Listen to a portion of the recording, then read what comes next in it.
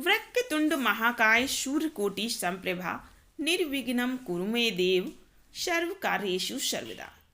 जय हो गणपति महाराज। हे विघ्न विनाशक, आपको बारंबार प्रणाम है। आज हम संकष्टी चतुर्थी व्रत कथा सुनाने जा रहे हैं। एक समय की बात है, विष्णु भगवान का विवाह लक्ष्मी जी के साथ निश्चित हो गया। विवाह की तैयारी होने लगी। सभी देवताओं को निमंत्रण भेजे गए, परंतु गणेश जी को निमंत्रण नहीं दिया गया। कारण जो भी रहा हो, अब भगवान विष्णु की बारात जाने का समय आ गया। सभी देवता अपनी पत्नियों के साथ विवाह समारोह में आए। उन सब ने देखा कि गणेश जी तो कहीं दिखाई नहीं दे रहे। तब वे आपस में चर्चा करने लगे कि क्या गणेश जी को न्योता नहीं दिया गया या स्वयं गणेश जी ही नहीं आए।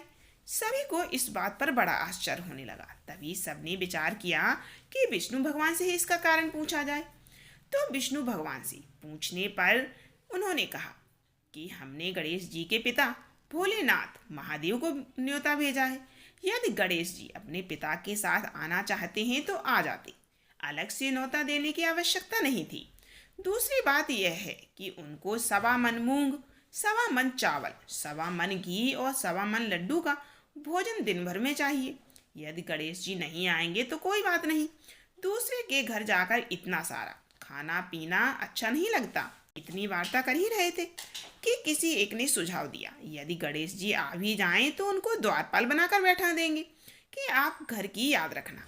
आप तो चूहे पर बैठकर धीरे धीरे चलोगे तो बारात से बहुत पीछे रह जाओगे। यह सुझाव भी सबको पसंद आया, तो भगवान विष्णु ने भी अपनी सहमति दे दी। होना क्या था, इतने में गणेश जी वहां आ पहुंचे और उन्हें समझा बुझाकर घर की रखवाली करने के लिए बैठा दिया गया। बारात चल दी। तब नारद जी ने देखा कि गणेश जी तो दरवाजे पर ही बैठे हुए हैं। तो वे गणेश जी के पास गए और उनके रुकने का कारण पूछा। गणेश जी कहने लगे, अन विष्णु ने मेरा बहुत अपमान किया है। गणेश जी कहने लगे कि विष्णु भगवान ने मेरा बहुत अपमान किया है। नारद जी ने कहा कि आप अपनी मूषक सेना को आगे भेज दें तो वह रास्ता खोद देगी, जिससे उनके वाहन धरती में धंस जाएंगे। तब आपको सम्मान पूर्वक बुलाना ही पड़ेगा उन्हें। अब तो गणेश जी ने अपनी मूषक सेना को जल्दी से आगे भेज दिया और सेना ने जमीन पोली कर दी। जब बारात वहां से निकली तो रथों के पहिए धरती में घुस गए। लाख कोशिश करी परंतु पहिए नहीं निकले। सभी ने अपने अपने उपाय किए, परंतु पहिए तो निकल ही नहीं रहे थे, बल्कि जगह जगह से टूट गए। किसी की समझ में ही नहीं आ रहा था कि अब क्या किया जाए। तब तो नारद जी ने कहा, आप लोगों ने गणेश जी का अपमान करके अच्छा नहीं किया है।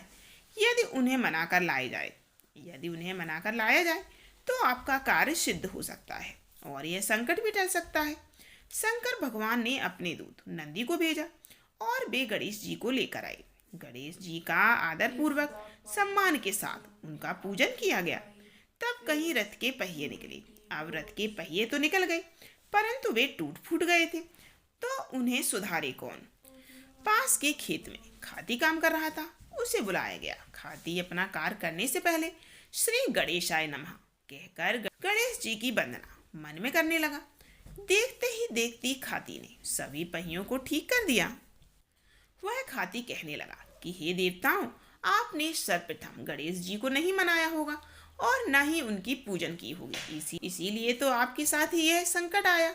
हम तो मूर्ख अज्ञानी हैं, फिर भी पहले गणेश जी का पूजन करते हैं, उनका ध्यान करते हैं। आप लोग तो देवतागण हैं, फिर भी आप लोग गणेश जी को कैसे भूल गए। अब आप लोग भगवान श्री गणेश जी की जय बोलकर जाएं तो आपके सब काम बन जाएंगे और कोई भी संकट नहीं आएगा।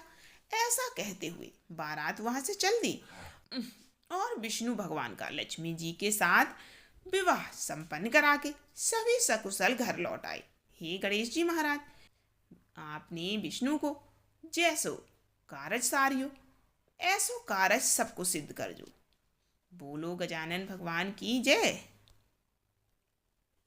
यहाँ पर संकष्टी चतुर्थी की व्रत कथा समाप्त होती है। अगली कथा सुनने के लिए वीडियो को लाइक कीजिए, कमेंट कीजिए, जय श्री गणेश जरूर लिखिएगा।